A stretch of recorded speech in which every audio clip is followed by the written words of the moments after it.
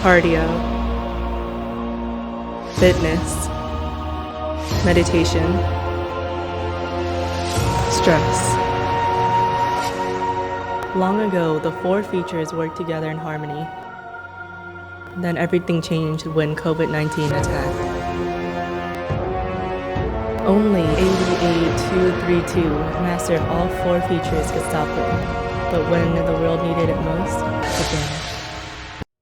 The last 2 weeks passed and my group and I created a new monitor, a wearable named Fishbit. And although the monitoring features are great, it needs a lot more testing before it's ready to save anyone. But I believe Fishbit can save the world.